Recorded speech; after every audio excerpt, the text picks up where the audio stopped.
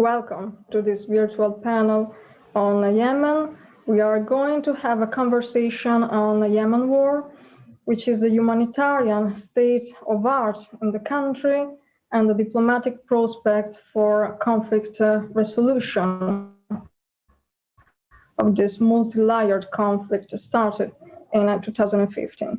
I'm Eleonora Ardemagni, Associate Research Fellow at the Italian Institute for International Political Studies, and this webinar is part of ISPI online initiatives towards Mediterranean Dialogues 2021, the annual high-level conference promoted by the Italian Ministry of Foreign Affairs and International Cooperation and ISPI.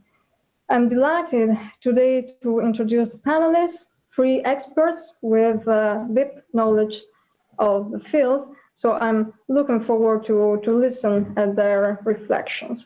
Welcome to Faria Al-Muslimi, Chairman and co-founder of the Sana Center for Strategic Studies and Associate Fellow at Chatham House. Welcome to Federica Ferraresi, Deputy Head of Mission in Yemen of MSF Doctors Without Borders. Welcome. Thanks a lot. And welcome to Rayman Al-Hamdani, Visiting Fellow at the European Council on Foreign Relations and Research Fellow at the Yemen Policy Center. Thank you for those of you who are interested in publications, ISPI has just published a meta dossier on Yemen in collaboration with the Yemen Policy Center, titled Yemen 10 Years On, Politics, Parties and Mobilization. Since 2021 is the 10th anniversary of the uprising.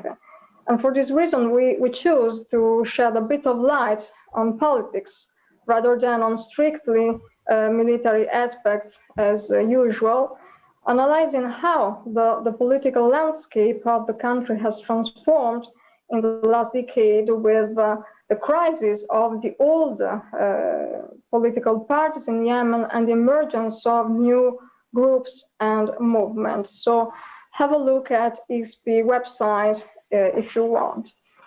This is an interactive panel, so I invite you to submit your questions for the panelists through the QA function of the platform, and we will collect the most interesting of them for the second part of the webinar.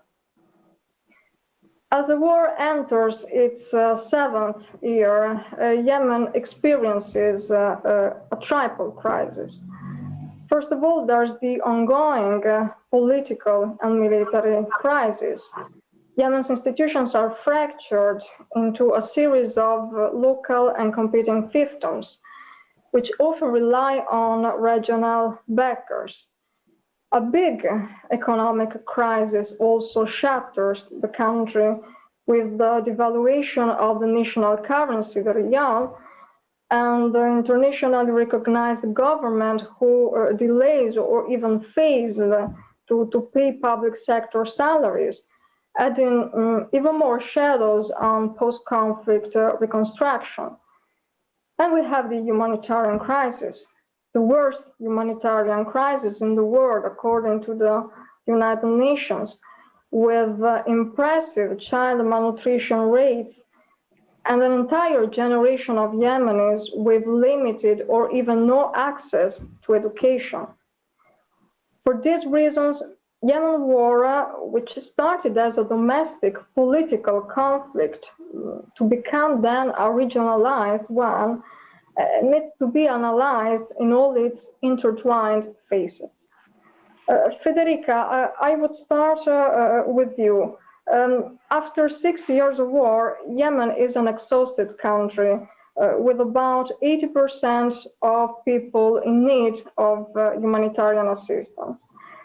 Which are the most pressing issues on the ground? Given your first-hand experience, can you help us to identify which areas, regions of Yemen are the most vulnerable and affected by this crisis? The floor is yours. Thanks, Eleonora. you said well. So Yemen is one of the worst humanitarian crises. Yeah, and we as MSF we have been in Yemen since 1996 and permanently from 2007, and this is the worst crisis, humanitarian crisis that we have encountered. It's difficult to make difference in between areas or regions because we are present in 13 governorates, supporting 12 hospitals and 13 health facilities in collaboration with Ministry of Health. And what we see on the ground, because our model is that we are present in the ground, what we experience, what we see is that enormous needs are everywhere. Civilians and vulnerable population are the people who are experiencing more this crisis. You said 80% of the population is in need of a sort of humanitarian protection assistance, and this goes from the basic needs, because people, they struggle to have potable water, to have food, to have shelter, to have healthcare, basic healthcare, but also the fact that and probably my colleagues then they can contribute more. The fact that the country has been closed, this will make it even more difficult, to have food, to have water, to have medication, to have fuel. And I'm based here in Sana'a.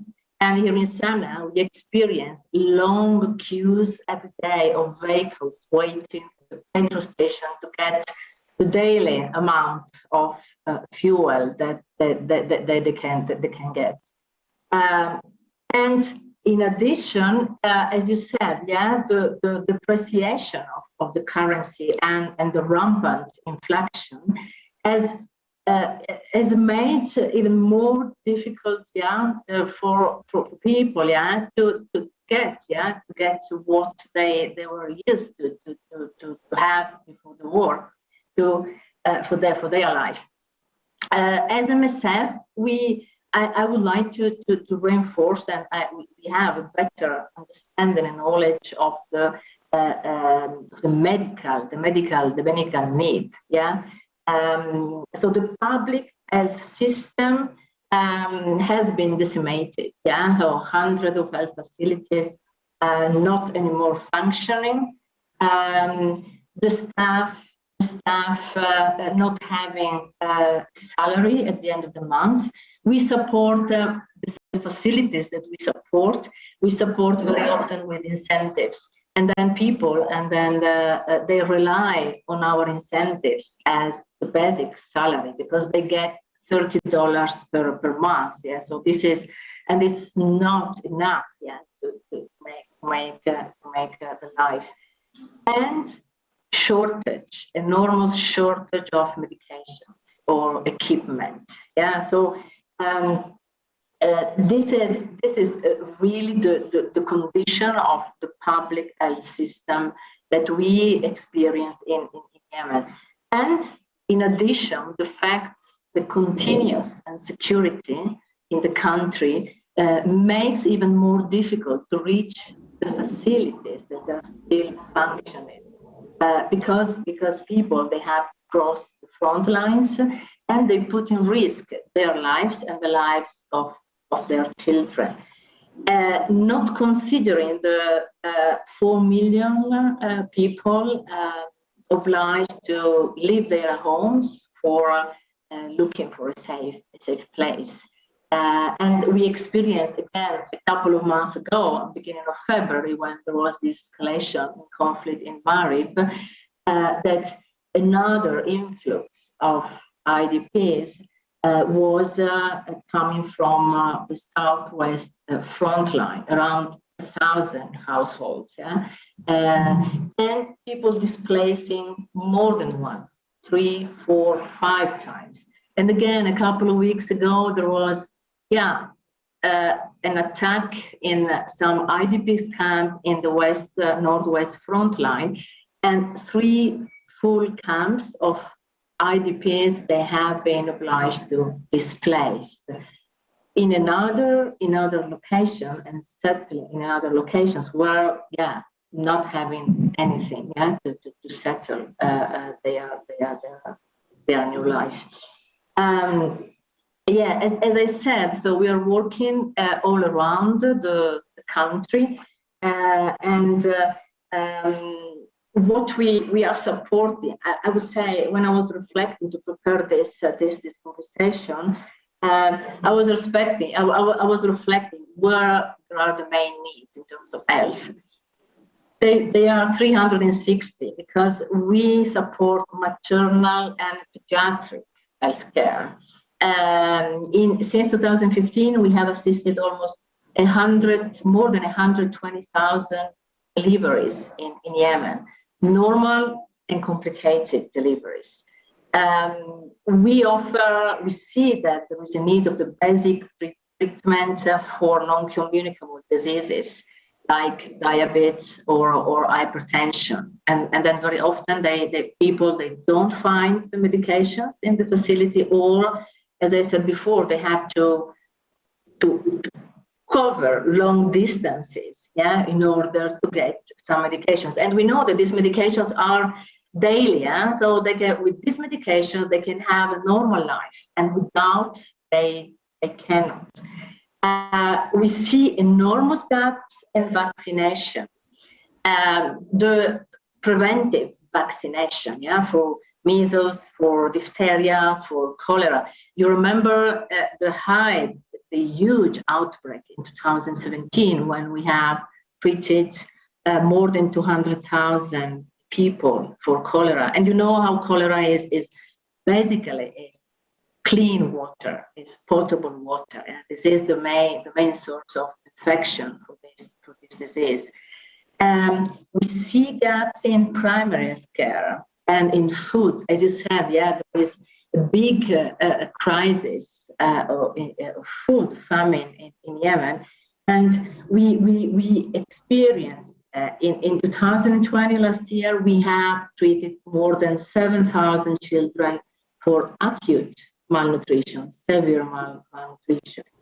And if we go to the most visible gap, it is the gap in trauma and surgery care.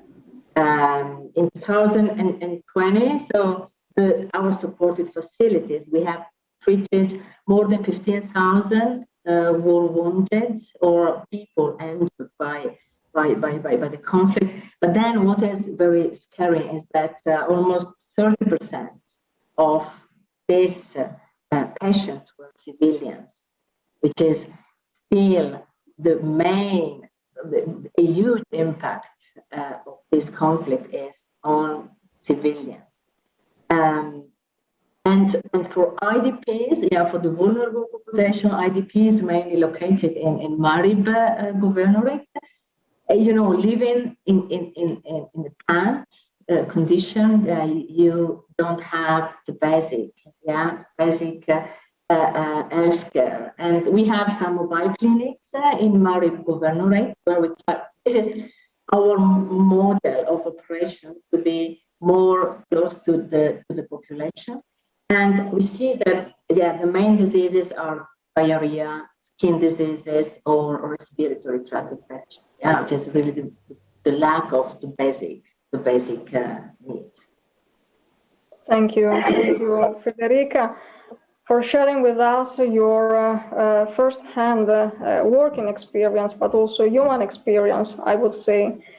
In Yemen, surely the long time stalemate in the military conflict has further contributed to worsen the humanitarian situation.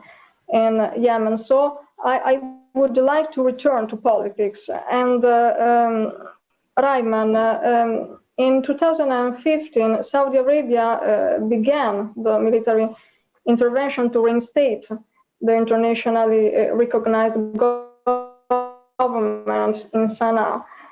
But 6 years later, this seems unlikely to be achieved, as Yemen's pro-government forces struggle to defend the last stronghold in Marib, and the kingdom has also to cope with an increased launch of missiles and armed drones by Ansar Allah, commonly known as the Houthis, against the Saudi territory. In your view, which is currently the best scenario for Riyadh in Yemen, if any? Thank you. I think to answer this question, I think we sort of have to go back just briefly for a minute and look back at the beginning of the conflict, or at least the internationalization of the conflict in 2015. Indeed, the Saudi-led coalition at that time did say that they were responding or intervening in Yemen at the request of the Yemeni government, and indeed to reinstall Hadi and his government. And yes, you are right, they are very far away from that, and it does not look like that's going to happen at all. But however, we also have to look at the legalities of these sort of interventions and also consider the actors that are being involved.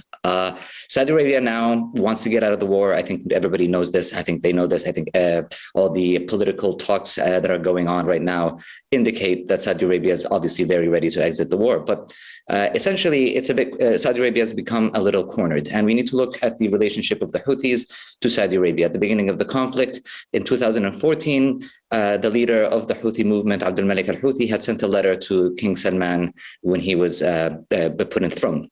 At that time, we don't really know what the details of this letter, but there was clearly a will to engage with the Saudis. 6 years on, the damage that's occurred between, I would say, the Houthis and Saudi Arabia, and even for that matter, for Yemenis and Saudi Arabia, is going to be permanent, I think. But there are still chances to work around that. For Saudi Arabia right now, the best scenario for them is actually to implement the proposal of the ceasefire that actually proposed last week or the last 2 weeks and have been discussing it and such, because it will guarantee them some sort of security along its borders. It would stop missile attacks that are coming from either the north or east borders of Saudi Arabia or the southern border along the Yemeni territories. But obviously, there are multiple challenges. And I don't want to talk about the future of the prospect peace talks or whatever, but I'll just go in how this can be the best scenario for them. Essentially, there are three main topics that are somewhat agreeable between all the warring factions right now, or at least the Houthis and the Saudi government, which also has the same opinion of the internationally recognized government. The first point is obviously to allow the airport of Sana'a to open. The second point is to allow the port of Hodeida to operate. And the third point is a national-wide ceasefire for this. Obviously, the parties are very much closer now than ever before to reach some sort of agreement.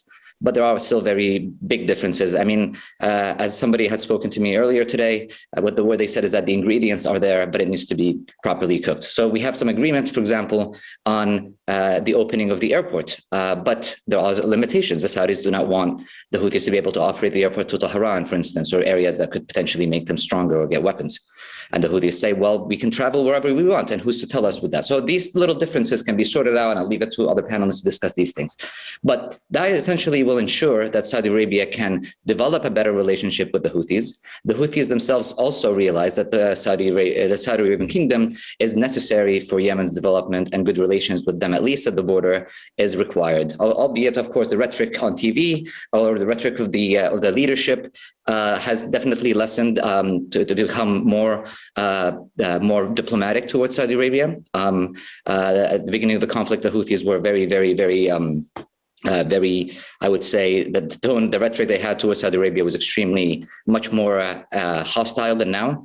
And so there is a space actually for the Houthis and the Saudis to sort of make sure that there is a demilitarized border, or to ensure that the Saudi kingdom does not get any more drone strikes or missile attacks by the Houthis. And so if those three terms can be agreed, which obviously Saudi Arabia had put on this proposal, and it's in sync and in line with its proposals in the past since the Stockholm Agreement. So I believe that that is the best scenario for Saudi Arabia if they manage to actually exercise this. But the difficulties remain. For instance, when we're talking about the battle for Marib, the Houthis have been pushing on for Marib, I think, in my opinion, for a long time, since 2014, but there are obviously certain stages of this battle for Marib, but the most recent one, and I think the most intense one perhaps, is the one that's been going on in the past couple of months. And so essentially the Houthis are pushing towards Marib to do two things. One, to raise their negotiation power, and two, to also indicate where they really stand on the conflict. I think it's pretty clear, and I think we should all recognize that the Houthis right now are in power, and at least in the northern parts of the country, and their demand to stop attacking Marib is to stop the airstrikes in Yemen. But the airstrikes haven't been going on for some time now. So essentially, the airstrikes are to stop the Houthis from advancing to Marib, and we get basically into the puzzling nature of what is a leverage at this point. I think it's obviously very awful and it's very despicable to attack Marib at the moment, particularly that is a home for most of the IDP population in Yemen. But at the same time, the Houthis are using this because they're also used, and they also do believe that the humanitarian issue in Yemen has also been manipulated to gain leverage on the Houthis.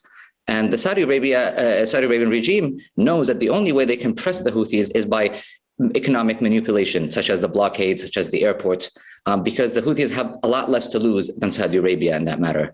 And so Saudi Arabia will continue to fight for Marib. It will continue to protect Marib as long as it can, because it will get Saudi Arabia out of the conflict. Now, because Saudi Arabia wants to get out of the conflict does not necessarily mean that it actually wants to get out completely, but I think the military aspect as well. Saudi Arabia will need to stay in Yemen for a long time. It will need to make sure that the other factors in Yemen, in the south, that peace is advancing towards them.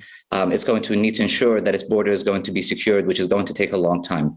And so essentially the battle for Marib is in some way a political push by the Houthis. It's definitely a very reckless one, but it's definitely proved very difficult for the Houthis to enter Marib. I don't think they'll be able to take it, and it will stand as a negotiating power or negotiating stick rather until the Saudis perhaps give in to more Houthi demands. Thank you. Thank you, Raymond. I agree with you that border attacks, the border attack issue is critical for the relationship between the Houthis and Saudi Arabia, but we have also to look at what happens inside the country. So Marib and Taiz, the other city which is usually neglected in many analyses, but Taiz is under siege since 2015. So Marib could really be a turning point for military balances in Yemen, but also maybe for political balances and conflict mediation. We hope this can be the direction. Faria, the UN Special Envoy for Yemen, Martin Griffiths, has recently announced a renewed international momentum for conflict resolution. Surely, Joe Biden's presidency is reshaping the American foreign policy in Yemen, and also the special partnership with Saudi Arabia. In these days, Riyadh has just launched a proposal, it was mentioned before, for a UN-supervised national ceasefire in the country.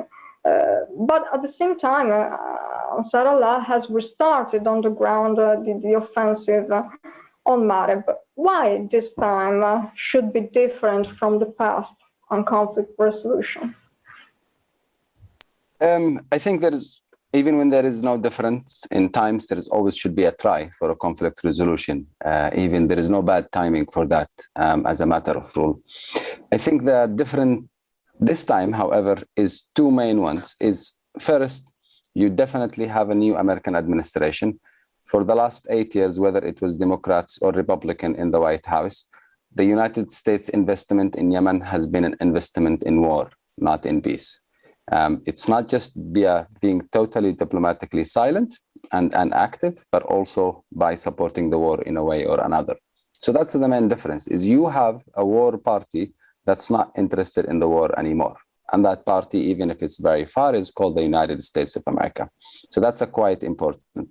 Whether that will make a difference or a tremendous change, I think, and whether there is a real difference, we have to look at the UN Security Council. Should the United States and other P5 move forward to adopt a new resolution at the UN Security Council, then we will say they're very serious and something different might happen. Because the current diplomatic framework that Martin Griffiths, the UN envoy, has is problematic and is deadlocked. It's something that you cannot really negotiate about. There is a new US envoy. That's very good news also. We definitely, whether on Yemen or in Libya or in Syria, we need to have more envoys and to fire more contractors from the security sector. That has been a tremendous problem in foreign policy in the last 5 years, or probably 10 years when it comes to the region. Now, the other main difference, I think, why this time is important, is the entire narratives in Yemen, the entire frameworks, the entire coalitions have been fragmented. Saudi Arabia is no more in good peace with UAE. The Muslim Brotherhood in Yemen have fought with STC, the Southern Transitional Council. So you have this collapse. The Houthis have killed their number one ally, that's Ali Abdullah Saleh, former dictator of Yemen. All of this fracture of narratives, of war narratives, is very good news in that sense. And I think that's, this is a war we shouldn't have started with. But it seems later on, someone started to realize that this was a bad idea. And that's always a good news when you have less of an investment or less of an excitement about violence or about war, whether that's regional or that's international or local.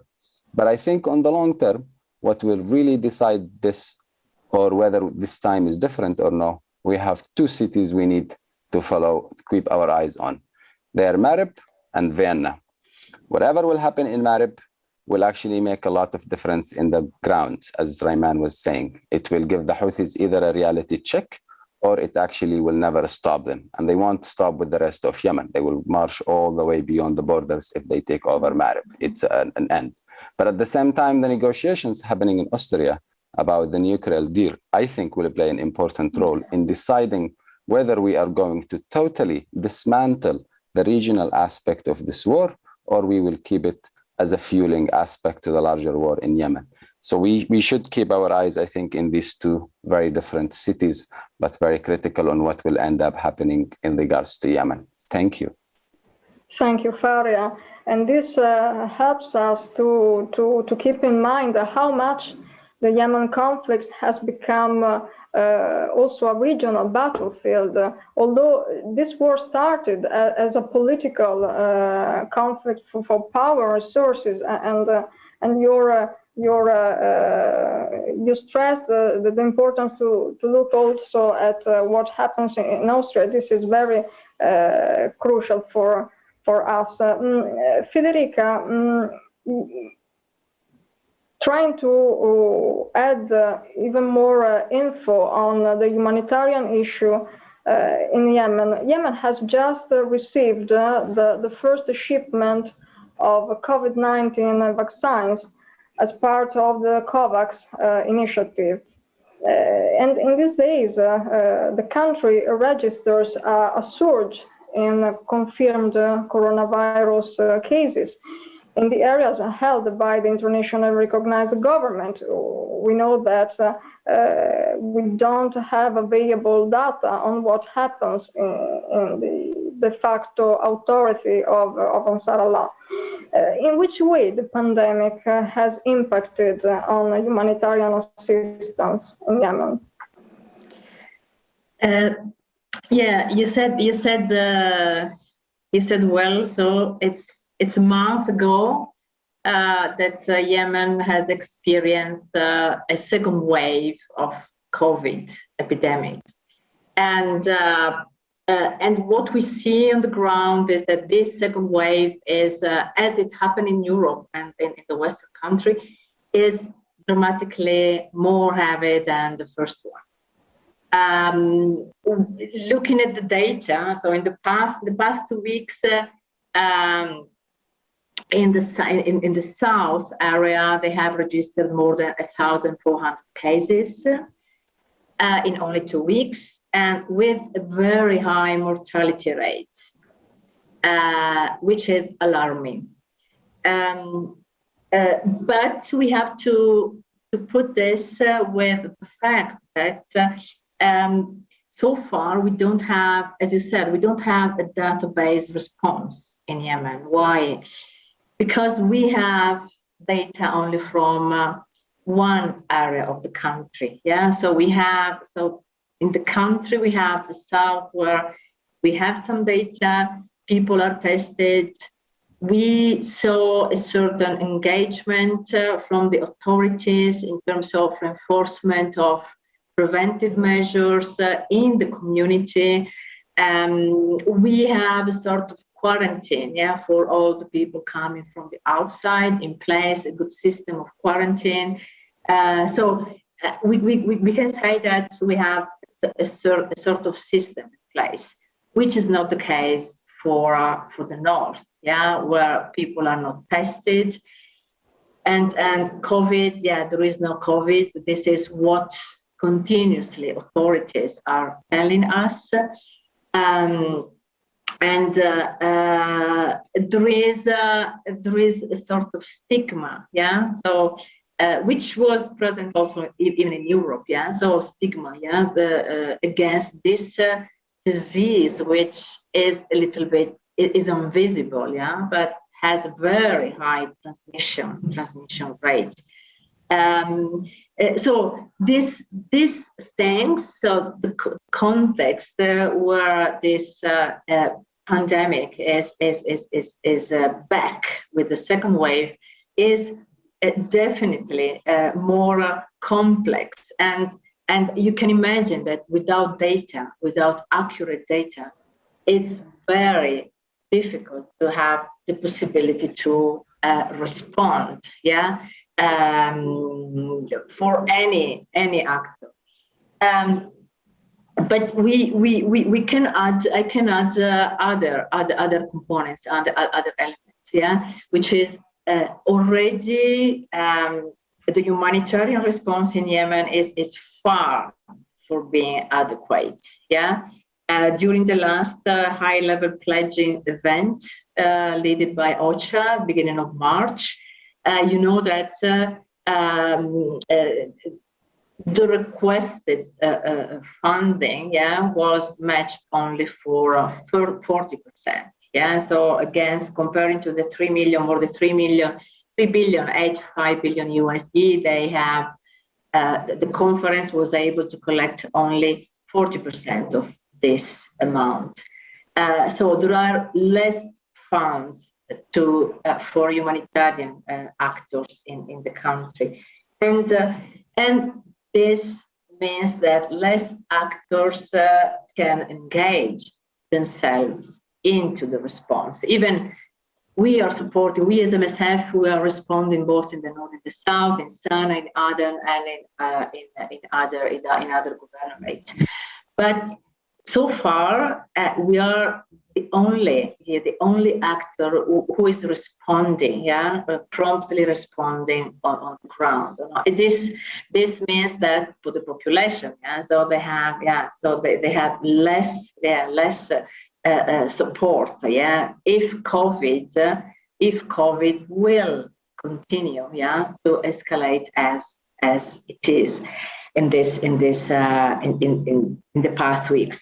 And then there is another element. There is Ramadan is coming, and Ramadan is coming, on the 12th next week. And Ramadan, we know that Ramadan is an element with affect the population, affect the vulnerability of the population. The population will become more vulnerable, and this with an impact of being more, with more possibility to be infected by COVID. So the scenario is really worrying. Is really worrying, and I hope that actors, humanitarian actors, and donors, in particular, they will come back, or they will see, the need of the population, and they will intervene. Because otherwise, we're gonna this humanitarian crisis, the worst humanitarian crisis of Yemen, can become worse, with an enormous impact on lives and the population. Thanks. Thank you. Rayman, we talk about also in this description of the humanitarian situation about the south, Yemen southern regions, where a variety of political and military actors still compete and fight for power and resources. How much is deep the political rift between Islam Party, which includes also the Muslim Brotherhood, and the pro-secessionist and pro-Emirati Southern Transitional Council, and which is the outlook, in your view, for the Aden-based unified government, which returned to Aden on December 2020? So definitely the divide between the STC, the Southern Transitional Council, and the Islah Party is definitely just growing by the day. But the Islah Party represents a few things for the STC, and it's not just the Islah Party. It is also, in the eyes of many STC, I would say, supporters, Islah and the internationally recognized government are seen as one. And we can see this also within their rhetoric. The divisions in the South, however, and this is this is something that we really are, in terms of thinking about the security of Yemen and also ensuring the regional security of the area, the divides that are going on in the south of Yemen, and the longer that the government of Yemen and the STC do not actually implement the Riyadh agreement, the more we will see the rise of other splinter separatist groups, as we can see, for example, right now in Hadramaut and Al-Mahra. In Hadramaut, for instance, the north of the governorate, or the valley or the coast area, they're heterogeneous areas, but they're pretty much in a very general way, it's sort of divided. In the coast, you've got pro-STC forces. In the Wadi area, you've got pro-government forces, often conflated to be also Islah Party's affiliates, and also conflated to also be members of extremist groups. Essentially, this sort of division just highlights what's going to come over in the next few months if these things don't happen, because these groups are basically going to use the time that the government of Yemen and the SDC to fight to grow themselves and push on their agenda. I think we all have to recognize that in the south of Yemen, as you said, there are tons of separatist groups. They do feel that they have been, for example, sort of put out of their ability to represent their goals and their wants because of the SDC and because of how it's sort of dominated the southern issue, or wanting the need to separate. But the south of Yemen is quite fractured. The Aden-based government is no longer Aden-based, and when it had arrived, it almost got blown up immediately. And they also have gotten kicked out again from the presidential palace, and are still in Saudi Arabia trying to work a deal again with the Southern Transitional Council. The Aden security, the Aden problems, I mean, it's a city that's so small, but it has so many security challenges, and I don't think anybody's able to solve them. I think to put any concessions or any agreements between the SCC and the internationally recognized government in Aden requires a serious deal of concessions and a serious deal of UAE, Saudi backing to support these groups to agree to something. But it's going to be very difficult because the SDC is not going to drop the idea of secession, and the internationally recognized government is not going to allow that to happen. And so ultimately, we need to find a way to stop that, or to answer those two questions that will please everybody, in order to ensure that extremist groups within the southern regions do not exploit the vacuums, and also for other groups to come together as well and manage to compete politically, but with a good nature and good heart, rather. I think one last point is that basically now when we look at the South, there's been a very quiet time for the jihadist groups that have been around, and not only in the south, but also in Al-Bayda and in some areas in central Yemen. And we have to also kind of question where these forces have been going, what is happening to all these Salafist fighters that exist in Yemen now that are coming under formal or are trying to be formalized under umbrellas of army networks that are supported by the United Arab Emirates or Saudi Arabia. We have to basically recognize that the people that fought with ISIS or Al-Qaeda, or sort of the mentality of these extremist groups, is very much present in the south. And I'm not saying this as a negative thing about that, but we really need to address this, because all these fighters that have come together to form these Salafist fighters or Salafist forces, what are we going to do with them once the war comes to an end? I don't think there are any rehabilitation programs taking place right now to make sure that these individuals, if they do leave battle, whatever, that their extremist ideas would go away. So this is going to be a persistent threat to the region and to Yemen, and particularly the Yemenis themselves first, because we do bear the most of the terrorist attacks casualties. So in short, the conflation of between Islah and Salafist parties and Al-Qaeda and the Southern Transitional Council, it's become such a big mess that almost all these two groups actually include components of jihadist groups within them to further push their agendas on the ground. And to conclude, I just think that that it is probably for the best for Islah and the Southern Transitional Council to work together in the south at the moment for mostly economic reasons, which all we have discussed, I think, in this meeting enough. But essentially, the deterioration of prices and within the north and the south. That all of the actors involved in the conflict in Yemen really need to consider the economic ramifications of this, because if it goes on any longer, there won't be much economy that will allow them to grow politically or achieve their goals. Thank you, Rayman.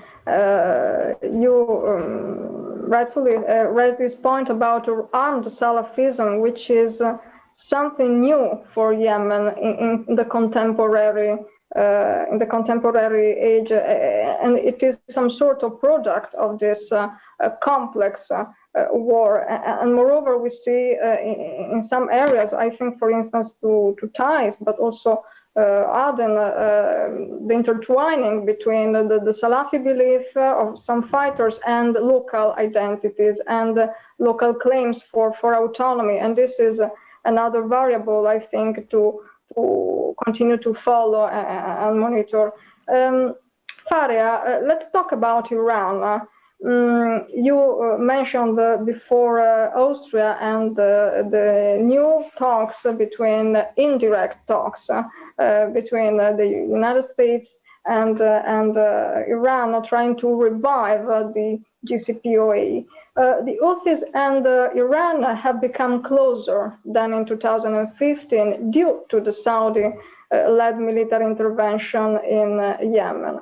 Do you think it's still possible and also politically convenient for Ansar Allah to distance itself politically from Iran? And in this time frame, can Tehran play a constructive role in conflict resolution? Look, I think there is two aspects of that.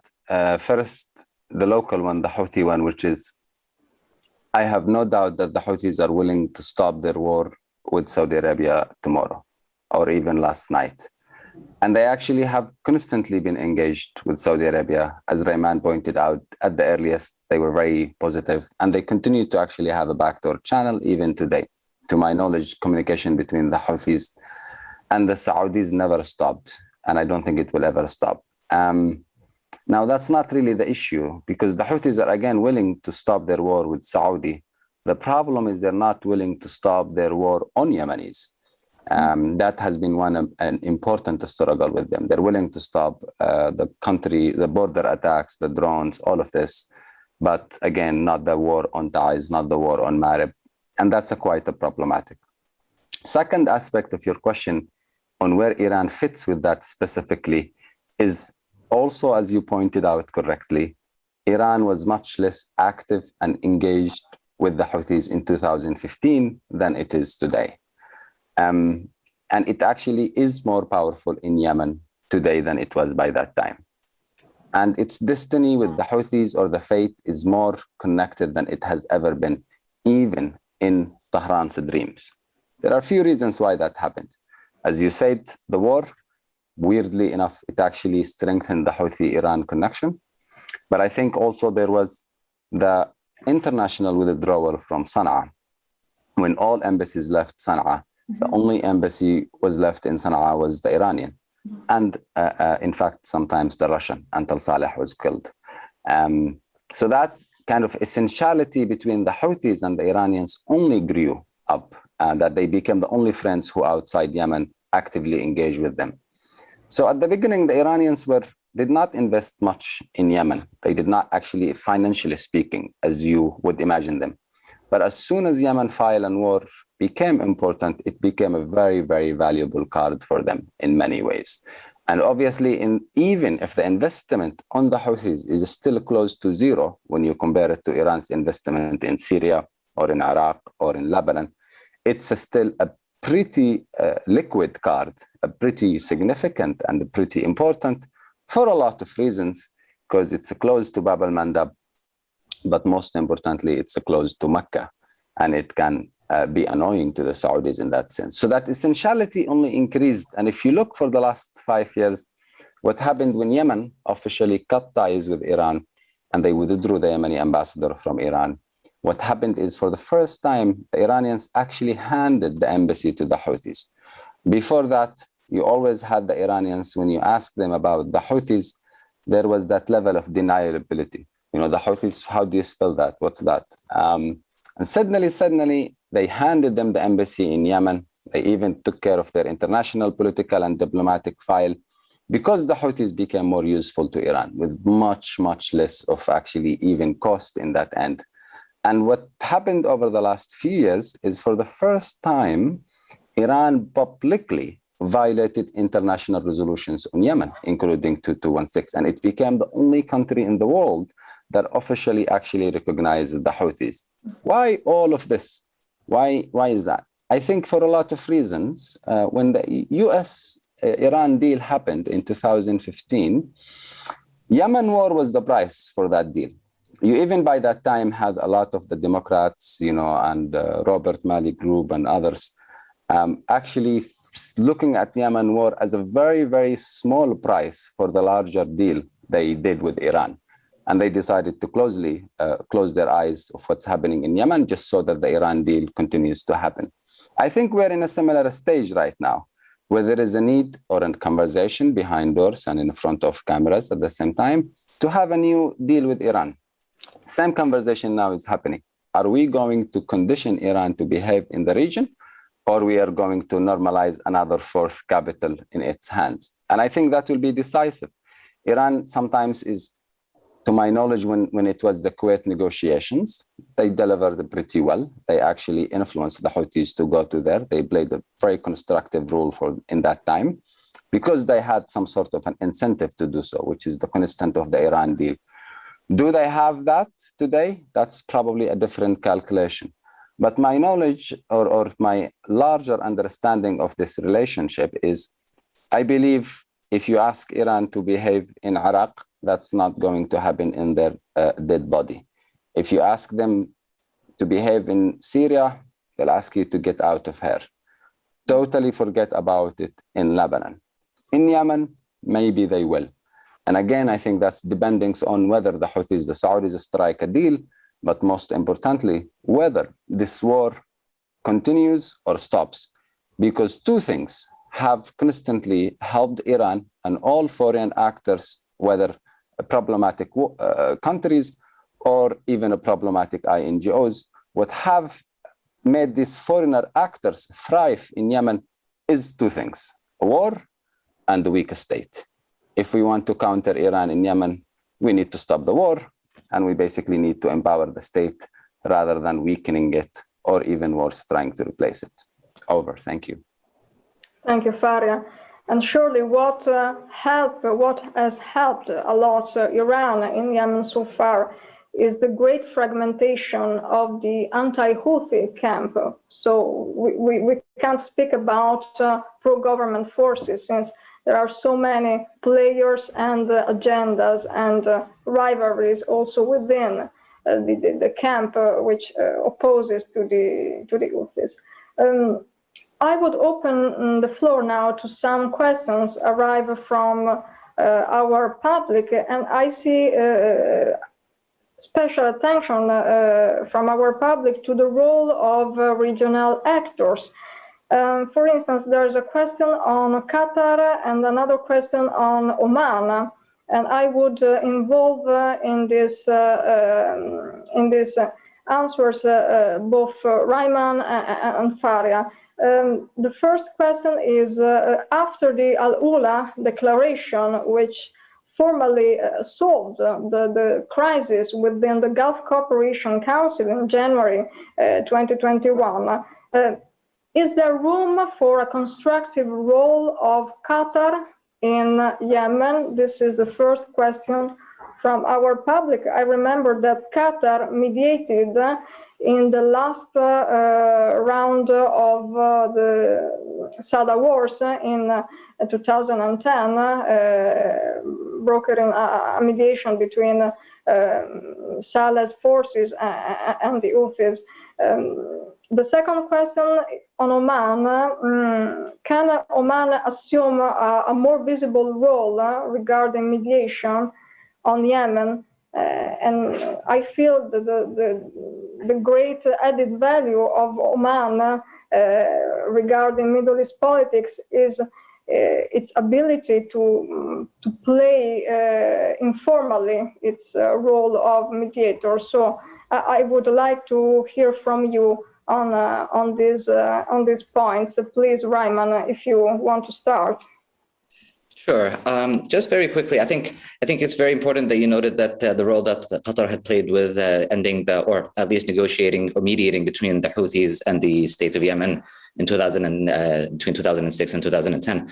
I think Qatar can obviously play a constructive role. I think all the countries in the Gulf can play a constructive role, but we have to be realistic about what they actually want and what they want to achieve. But just because Qatar has gotten along now with Saudi Arabia and with the United Arab Emirates, it does not indicate at all that this is actually that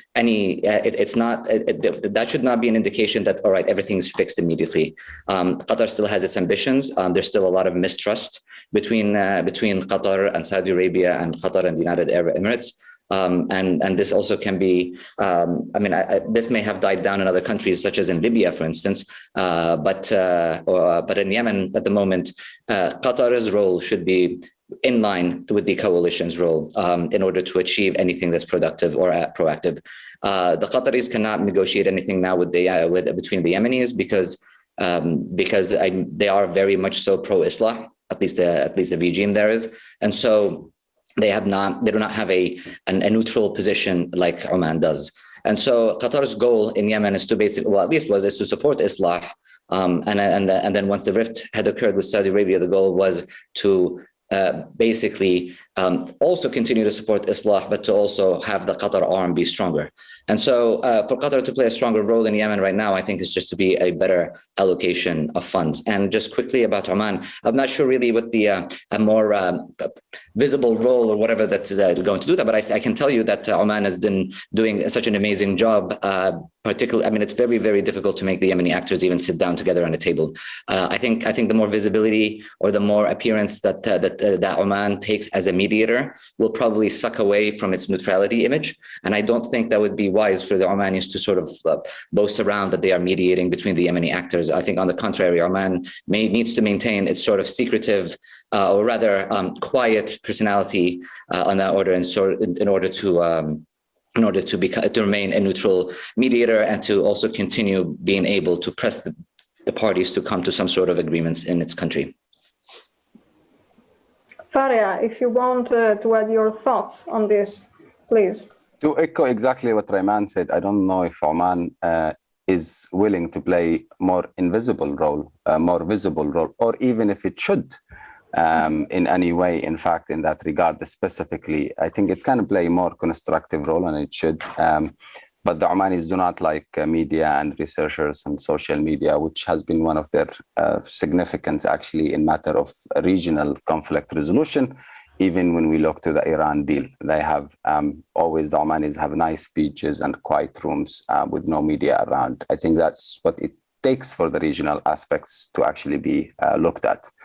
However, I also don't think Oman anymore is as neutral as it used to be 5 years ago when it came to Yemen. It is in a way and another very actively engaged, and I find it in many ways more significant for the Houthis than actually Iran. And I think that role has changed for Oman from being the silent mediator in the region on Yemen since the Saudi Mahra influence in Mahra have increased, which is in the borders of Oman, which is a domestic issue for Oman. It's not even a Yemeni issue. That kind of made Oman join the countries of Me Too in many ways, and obviously to change its calculation. So it can play a guarantor by now, but I don't think if it's neutral anymore. Qatar is another interesting case where I think it can play a constructive role, but also, as Rayman said, it doesn't want to play a constructive role. And in fact, it's very happy to watch Saudi Arabia digging its own grave in Yemen, because that will keep it busy from Qatar and other countries. I think the Qatari policy in Yemen is to do whatever, at least so far, the Saudis didn't want. And in fact, similar their role the last 5 years. When the war started, they were very engaged, not military, but the only military brigade they sent to Yemen was Al Jazeera, which they held the Saudis with, faking the narrative locally, but also faking it internationally. It wasn't actually even in Rome. It wasn't really active or Yemen war visible until the breakthrough between Qatar and Saudi Arabia happened, in fact. Until then, you could speak to people in Europe and the media attention on Yemen was very low. So that stopped. And then, obviously, when Al-Ula summit happened, I don't think it's bad. I think everyone should pray and work that this work, but in a lot of ways, because these are rich and reckless countries. And when they were in problem with each other, we, weak and poor state, paid the price for that all around the region. So it's good news. But in the larger geopolitical image, what I see it, and this is very telling about our part of the world. You woke up and you saw the news in Al-Ula. You woke up another day before that and you saw the Yemen war. Politics and international relations and wars and peace are very, very personal still. Things we're not even able to use our usual research methodological analyst tools to predict or to understand or to even calculate in many ways. It's very personal. But what happened in Al-Ula, in the larger term, I think we are slowly witnessing a new regional order and a new regional disorder. A new regional order because, again, the Gulf is, thanks to Biden, unifying again. But also at the same time, you are seeing, thanks to Biden, frightened by the new, less businessy administration in the White House. But also in the same time, you are slowly watching a new regional alliance between Qatar and Saudi Arabia on the expense of Egypt and UAE. And I think on the long term, those who are following conflicts should keep in mind what that will have, because there is many ways it can go. You have the Gulf, and the way you will steer them up actually is what will decide the results, because you can actually have these powerful, rich countries to support Yemen and other countries, but you also can risk missing an opportunity and it backfiring if the real disputes between these countries remain under the table. We are going to end up with another proxy war. This proxy war was in between Iran and Saudi in Yemen. Then it became between Qatar and Saudi, Qatar in one side and Saudi and UAE in one side. And I don't want to think we might have another proxy war soon in Yemen, where you will have Saudi, Qatar on one side and UAE on the other side. That is going to be a very bloody, keeping in mind the number of armed men and obviously the weapons flowing to the country the last 7 or 8 years. Over. Thank you. Okay, Faria, thank you.